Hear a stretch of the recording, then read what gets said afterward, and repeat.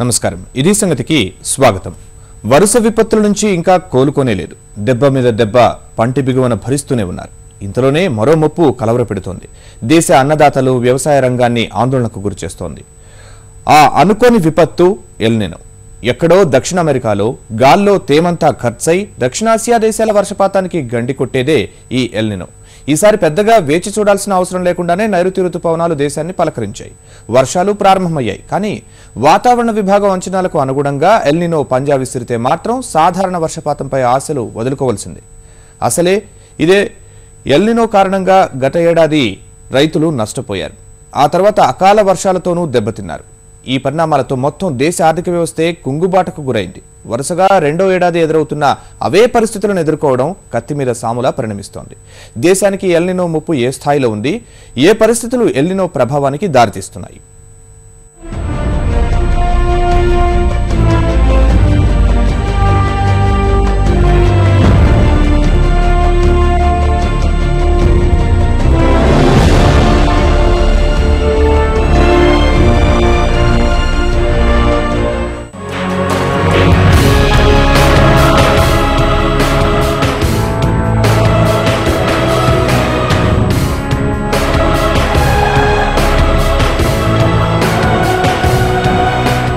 దేశంలో వర్షపాతాన్ని శాసించే నైరుతి రుతుపవనాలు ఉపఖండంలోకి ప్రవేశించాయి దక్షిణ అండమాన్ సముద్రం వద్ద నైరుతి రుతుపవనాల ఆగమనంతో ఆదివారం ఆగ్నేయ బంగాళాఖాతంలో వర్షాలు కురిశాయి ఈ నెల 20వ తేదీకి వారం రోజుల ముందు లేదా తర్వాత రుతుపవనాలు అండమాన్ తీరాన్ని తాకుతాయన్న భారత వాతావరణ విభాగం అంచనాలు నిజమయ్యాయి వాతావరణ పరిస్థితులు అనుకూలంగా ఉన్నందున అవి ప్రస్తుతం చురుగ్గా కదులుతూ మరింత వేగంగా విస్తరిస్తున్నాయి 2-3 రోజుల్లో అండమాన్ అంతటా రుతుపవనాలు వ్యాపిస్తాయని హైదరాబాద్ వాతావరణ కేంద్రం విశాఖ తుపాను హెచ్చరికల కేంద్రం అంచనా వేస్తున్నాయి వాతావరణ పరిస్థితులు ఇలాగే కొనసాగితే 10 రోజుల్లో కేరళ తీరం చేరుకుంటాయి అక్కడి నుంచి ఆంధ్రప్రదేశ్ తెలంగాణ చేరేందుకు మరో 10 రోజుల సమయం పడుతుంది దేశ ఆర్థిక వ్యవస్థనే ప్రభావితం చేసే వర్షపాతానికి కీలకమైన ఈ ప్రక్రియ ఇంతే బలంగా కొనసాగుతుందా లేదా అనే అంశమే ఇప్పుడు కలవరపరుస్తోంది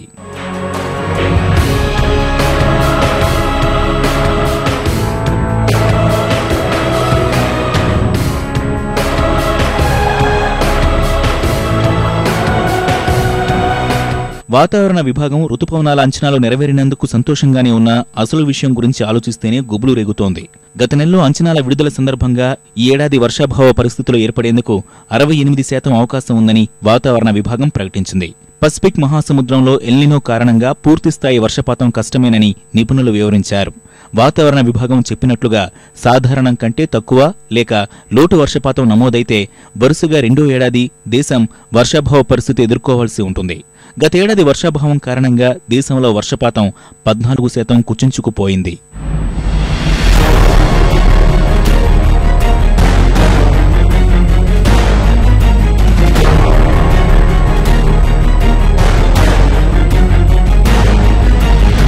ఎల్ నినో ముప్పు సమాచారం తెలిసిందంటేనే భారత్ సహా కొన్ని దేశాలకు గుబులు పుడుతోంది 3-4 ఏళ్లకు ఓసారి వచ్చే ఈ ఎల్ నినో కారణంగా దక్షిణాసియా ప్రాంతాలు ఆస్ట్రేలియాలో రుతుపవనాలు బలహీనపడతాయి కొన్నేళ్లుగా ఒక్కోసారి ఐఎండీ అంచనాలు తప్పినట్లే ఎల్ నినో విషయంలో జరిగితే బాగుండుననే ఆశాభావం వ్యక్తమవుతోంది వర్షాలకు సంబంధించి 21 ఏళ్లలో భారత వాతావరణ విభాగం అంచనాలు అనేకసార్లు తప్పాయి 50 ఏళ్ల సగటు వర్షపాతం లాంటి లెక్కలపై ఆధారపడి అంచనాలు వెలువరించడమే ఇందుకు కారణం ఇటీవల పరిస్థితిలో కొంత మార్పు వచ్చింది వాతావరణ విభాగం ఆధునిక సాంకేతికతను సమకూర్చుకోవడం సహా ప్రపంచవ్యాప్తంగా వివిధ వాతావరణ సంస్థల అంచనాలను పరిగణలోకి తీసుకుని ఏప్రిల్లో ప్రాథమిక జూన్లో తుది అంచనాలు వెలువరించడం ప్రారంభించింది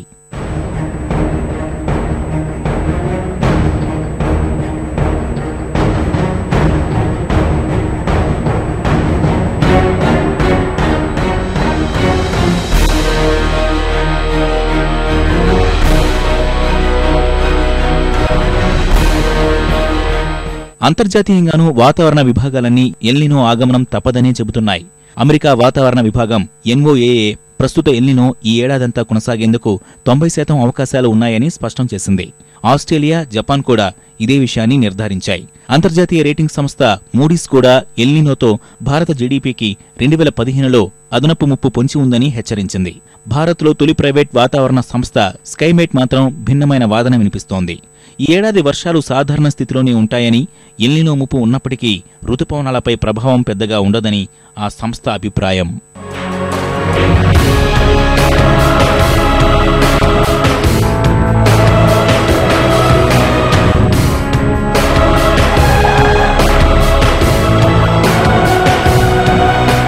దేశ ఆర్థిక వ్యవస్థకు జూన్ సెప్టెంబర్ మధ్య కురిసే వర్షపాతం అత్యంత కీలకం.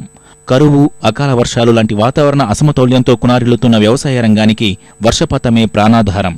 మార్చి 1 నుంచి 18 మధ్య సాధారణం కంటే 197% అధికంగా కురిసిన అకాల వర్షాలకు రాజస్థాన్, ఉత్తరప్రదేశ్, మహారాష్ట్రలో పంటలు ధ్వంసమయ్యాయి. ఈ పరిణామం రైతుల ఆత్మహత్యలకు దారితీసింది. ఈ పరిస్థితుల్లో ఎల్నినో ముప్పు బారిన పడితే రైతులు కోలుకోవడం దుర్లభమే. చివరకు ధరల పెరుగుదల లాంటి విపరిణామాలు చోటు చేసుకుంటాయి. కేంద్ర ప్రభుత్వం మాత్రం దేశవ్యాప్తంగా 580 జిల్లాలను ఎంపిక చేసి ఎలాంటి పరిస్థితినైనా ఎదుర్కొనేలా ప్రణాళికల్ని సిద్ధం చేసినట్లు ప్రకటించింది.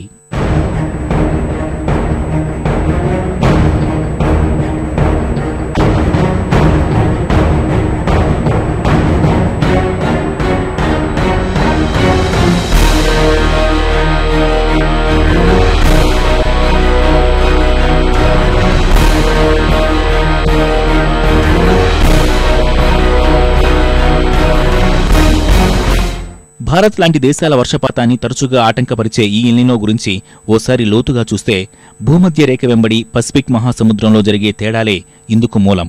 అక్కడి సముద్ర ఉపరితల ఉష్ణోగ్రతలు పెరిగినప్పుడు వీచే గాలులు, వాటి పీడనాల్లోని తేడాల కారణంగా వెచ్చటి నీరు ప్రయాణించే దిశలో మార్పులు జరుగుతాయి. సాధారణ పరిస్థితుల్లో ఈ వెచ్చటి నీటిని అధిక పీడనంతో కూడిన గాలులు తూర్పు నుంచి పశ్చిమం వైపు తీసుకెళ్తాయి. కొన్నిసార్లు గాలులు అంత బలంగా లేకపోవడం, పీడనం తక్కువగా ఉండటం వల్ల వెచ్చటి నీరు దక్షిణ అమెరికా ప్రాంతంలోనే ఉండిపోతుంది. నీటి వెచ్చదనంతో వేడెక్కి తేలికగా మారిన గాలి పొరలు పైకి ఎగుస్తాయి. పైనుంచి చల్లటి గాలి కిందకు దిగడం మొదలవుతుంది. ఫలితంగా దక్షిణ అమెరికాలోని పెరు ఎడారుల వద్ద భారీ వర్షాలు కురుస్తాయి. వర్షపాతానికి కీలకమైన గాలుల్లోని తేమంతా అక్కడే ఖర్చవడం వల్ల మేఘాలను మోసుకొచ్చే గాలులు బలహీనపడతాయి. అతి కష్టం మీద తూర్పు వైపు ప్రయాణించిన ఆస్ట్రేలియా, భారత్, దక్షిణాసియా వర్షపాతానికి మాత్రం గండిపడుతుంది. యేసుక్రీస్తు పుట్టినరోజైన క్రిస్మస్ సమయంలో జరిగే ఈ మార్పుల్ని దృష్టిలో ఉంచుకుని బాలయేసు అనే అర్థం వచ్చేలా పెరు మత్స్యకారులు ఎల్నినో అని పేరు పెట్టారు.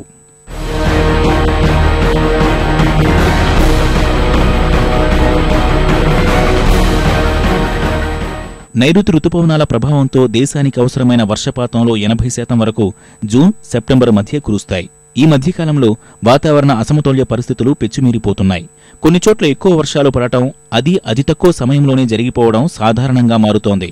కొన్ని ప్రాంతాల్లో మాత్రం తీవ్ర వర్షాభావ పరిస్థితులు కొనసాగుతున్నాయి. 1980 నుంచి 2000 మధ్య వాతావరణ వివరాలను పరిశీలిస్తే సగటు వర్షపాతం క్రమేపీ తగ్గుతోందని, ఉత్తరాఖండ్, విలియం లాంటి విపరీత పోకడల తీవ్రత పెరుగుతోందని స్టాన్ఫర్డ్ విశ్వవిద్యాలయ వాతావరణ విభాగము వెల్లడించింది. ఒకే రోజులో 10 సెంటీమీటర్ల కంటే ఎక్కువ వర్షం నమోదవుతున్న సంఘటనలు దేశం మధ్య ప్రాంతంలో ఎక్కువ అవుతుండగా సాధారణంగా వర్షాలు కురిసే సంఘటనలు తగ్గుతున్నాయని కేంద్ర శాస్త్ర సాంకేతిక మంత్రి జితేంద్ర సింగ్ గతేడాది పార్లమెంట్లో ప్రకటించడము పరిస్థితికి నిదర్శనం. ఇలాగే కొనసాగితే భవిష్యత్తులో రుతుపవనాల అంచనాలు మరింత గతి తప్పే అవకాశముందన్న దేశ విదేశీ సంస్థల అధ్యయనాలు ఆందోళన రేకెత్తిస్తున్నాయి.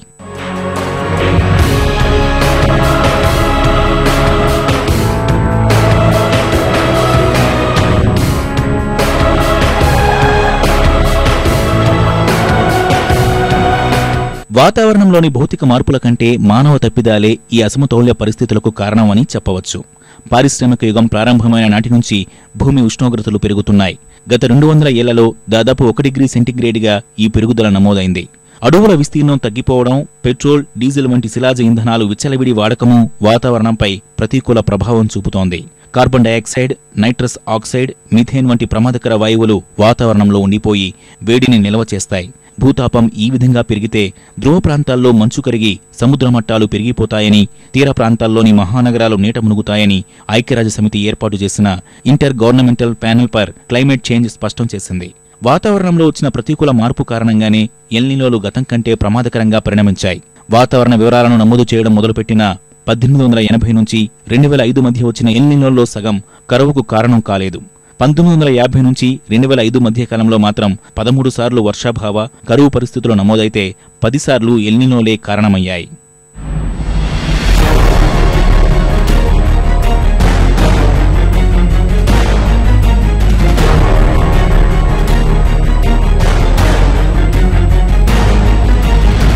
ఈ వాతావరణ మార్పుల ప్రభావం పలు విపత్తుల రూపంలో ఇప్పటికే బయటపడింది. 2 ఏళ్ల క్రితం ఉత్తరాఖండ్ను కుదిపేసిన కుంభవృష్టి విలయం అంతా ఇంతా కాదు. నైరుతి రుతుపవనాలు దేశంలోకి ప్రవేశించిన 2 వారాల్లోనే భారీ వర్షాలు కురిసి గంగానది శివాలెత్తింది.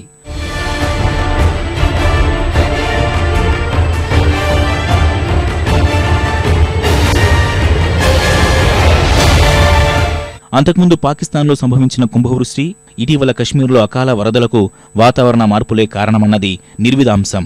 ఈ ఏడాది మార్చి, ఏప్రిల్లో దేశవ్యాప్తంగా కురిసిన వర్షాలనే పరిశీలిస్తే మామూలు పరిస్థితుల్లో ఈ కాలంలో కురిసే వానలకు 10 రెట్లు ఎక్కువ కుంభవృష్టి ముంచెత్తింది. ఏడాది వానలో 20% కేవలం నెలన్నర వ్యవధిలోనే కురిసింది.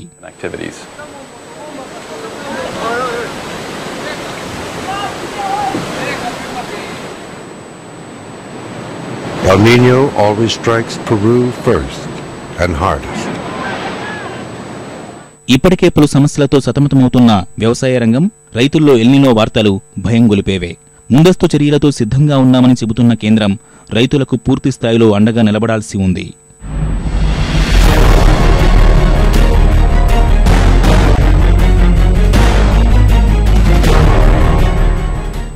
పేదరిక నిర్మూలన దశాబ్దాల నుంచి ప్రపంచ దేశాల నినాదం ఇదే.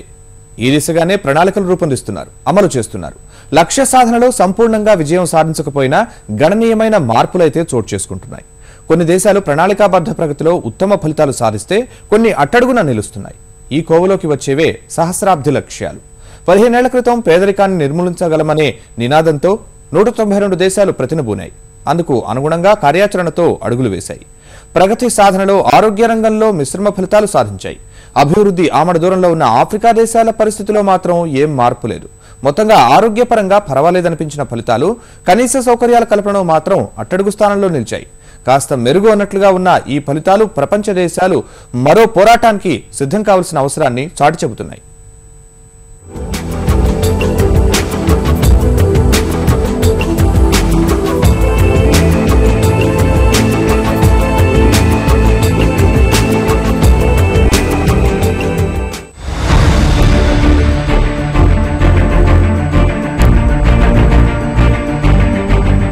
చిన్నారుల్లో 40% తగ్గిన పోషకాహార లోపం.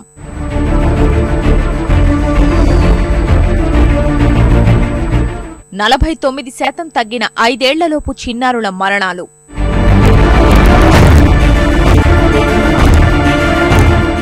చిన్నారుల మరణాల తగ్గింపులో ఆఫ్రికా దేశాల వైఫల్యం.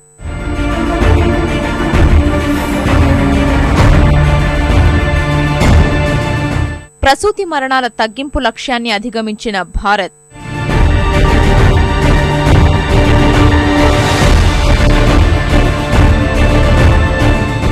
ప్రపంచంలోని సగం జనాభా తాగునీటి కోసం కటకట.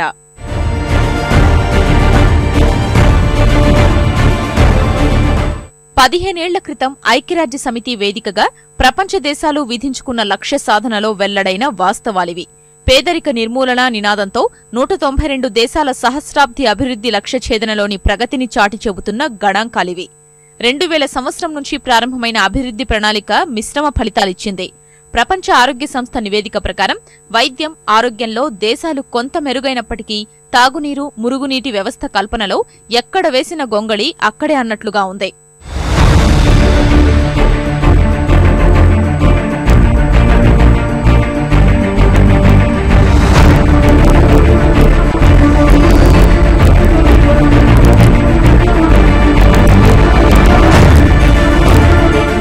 పదిహేనేళ్ల క్రితం ప్రారంభమైన సహస్రాబ్ది లక్ష్యాల్లో ఆరోగ్యపరంగా ప్రపంచ దేశాల్లో మిశ్రమ మార్పులు చోటు చేసుకున్నాయి.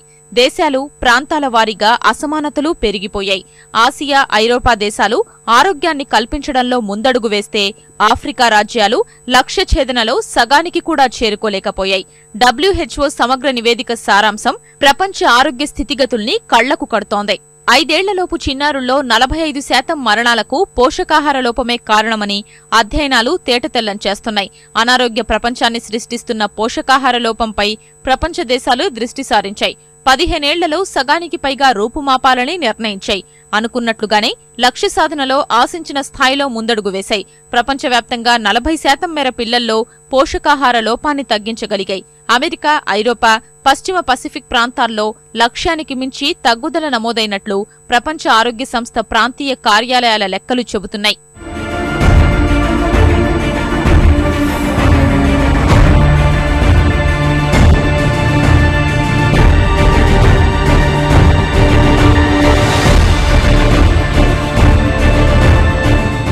ప్రపంచంలోని చిన్నారుల్ని వేధిస్తున్న మరో సమస్య తక్కువ బరువు. ఈ రుగ్మత నిర్మూలనలో దేశాలు పర్వాలేదనిపించాయి. ప్రపంచవ్యాప్తంగా పిల్లల్లో తక్కువ బరువు సమస్య 10% తగ్గింది.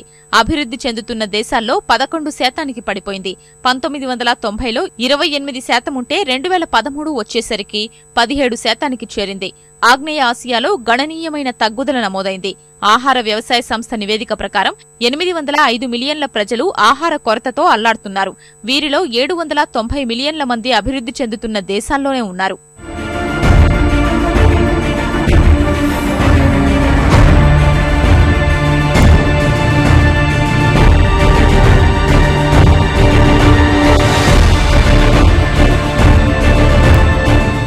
శిశు మరణాల రేటు విషయంలో అనుకున్న లక్ష్యాన్ని సాధించకపోయినా గణనీయమైన మార్పులైతే చోటు చేసుకున్నాయి. 15 ఏళ్ల కాలంలో 5 ఏళ్లలోపు చిన్నారుల మరణాలు 49% మేర తగ్గాయి. అంతకుముందు ప్రతి 1000 మందికి 90 మంది చనిపోతే ఇప్పుడు ఆ సంఖ్య 46కు పరిమితమవుతోంది.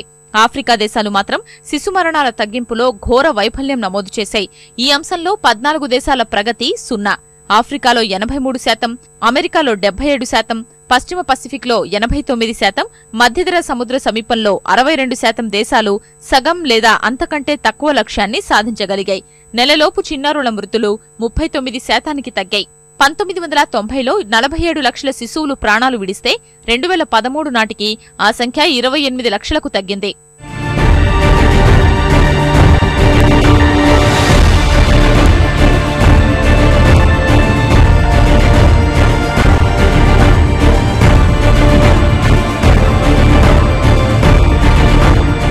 శిశు మరణాల రేటు తగ్గింపులో దక్షిణాసియా దేశాలు గణనీయమైన ప్రగతి సాధించాయి. 11 దేశాల్లో 5 లక్ష్యాన్ని అధిగమించగా ఇతర దేశాలు లక్ష్యానికి చేరువగా వచ్చాయి. భారత్ ఈ విషయంలోనూ అంచనాలు అధిగమించింది. మన దేశంలో 58% మేర శిశు మరణాలు తగ్గిపోయాయి. ప్రసూతి మరణాల్లో లక్ష్యాన్ని అధిగమించింది భారత్. 1990 నుంచి 2013 నాటికి తల్లుల మరణాలు 45%కి పడిపోయాయి. 1990లో 5,23,000 ప్రసూతి మరణాలు చోటు చేసుకుంటే 2013కు వచ్చేసరికి ఈ సంఖ్య 2,89,000కు చేరింది. ప్రసూతి మరణాల రేటు తగ్గింపులో ప్రపంచ సరాసరి 45%. ఆగ్నేయాసియా సగటు 61% కంటే భారత్లో 66% మేర తగ్గుదల నమోదైంది.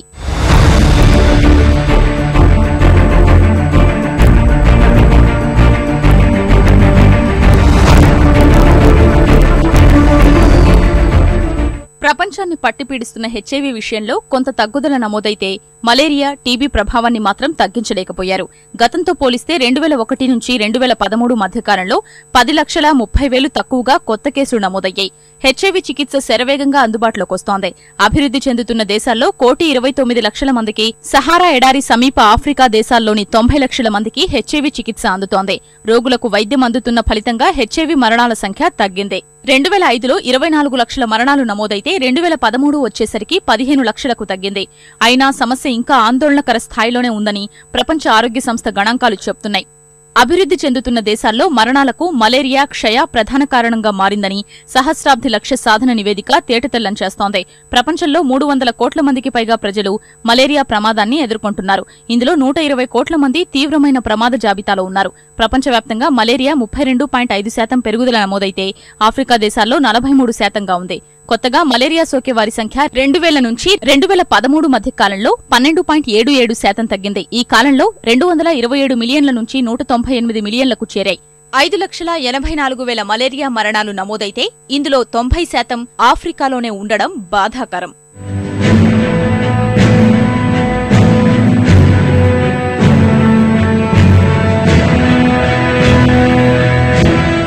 ప్రపంచవ్యాప్తంగా క్షయ విజృంభణ కాస్త తగ్గుముఖం పట్టింది. ప్రపంచంలోని అన్ని ప్రాంతాల్లో వ్యాధి వ్యాప్తితో పాటే మరణాల సంఖ్య గణనీయంగా పడిపోయింది. భారత్లోనూ క్షయతో ప్రాణాలొదిలే వారి సంఖ్య తగ్గింది.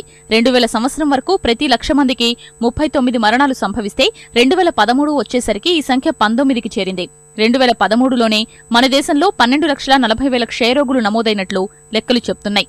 ఆరోగ్యం విషయంలోనూ ప్రపంచ దేశాలు ముందడుగు వేస్తే కనీస మౌలిక సదుపాయాల కల్పనలో మాత్రం వైఫల్యం చెందాయి. సగం మంది ప్రపంచ జనాభాకు తాగునీటితో పాటు మురుగునీటి వ్యవస్థ అందుబాటులో లేదు. ఈ అంశంలో 45 దేశాలు కనీసం లక్ష్య సాధన మార్గంలోనే లేవు.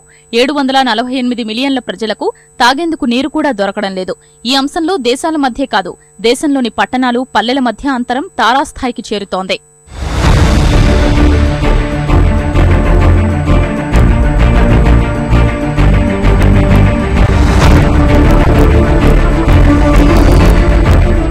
ప్రపంచంలోని 14% అంటే 100 కోట్ల మందికి మరుగుదొడ్డి సౌకర్యం లేదు. ఫలితం ఆరుబయట మలమూత్ర విసర్జనతో అనారోగ్యాలు కొని తెచ్చుకుంటున్నారు.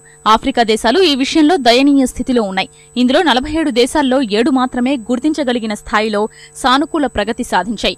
అల్జీరియా మాత్రమే 55% మురుగునీటి వ్యవస్థను అందించగలిగింది. భారత్లో ఈ అంశం వెనక వరుసలో నిలిచింది. మన దేశం 22% మాత్రమే ముందడుగు వేసింది. ఇది ఆగ్నేయాసియా సరాసరి 47.7% కంటే చాలా తక్కువ. 97%తో మాల్దీవులు, 75%తో శ్రీలంక అగ్రస్థానంలో ఉన్నాయి. ఈ నివేదిక ప్రపంచ దేశాలకు, ప్రజలకు ఆరోగ్యం, కనీస సదుపాయాలు అందించడంలో మరింత మేల్కొనాలనే సందేశాన్ని పంపుతోంది. ఈ 15 ఏళ్ల కాలంలో ఆరోగ్యం విషయంలో ఆశించిన ప్రగతి సాధించినప్పటికీ మరింత వేగవంతంగా చర్యలు తీసుకోవాలని చాటి చెబుతోంది. వాటిని బట్టి చూస్తే అభివృద్ధి లక్ష్యాలతో పరుగులు తీస్తున్న భారత్ అందరికీ ఆరోగ్యం అందించడంలో ప్రత్యేక శ్రద్ధ కనబర్చాలి. అందుకు గ్రామాలకు అందని ద్రాక్షగా మారిన వైద్యం చేరువ చెయ్యాలి. తాగునీరు, మౌలిక సదుపాయాల కల్పనలో యుద్ధ ప్రాతిపదికన చర్యలు చేపట్టాలి.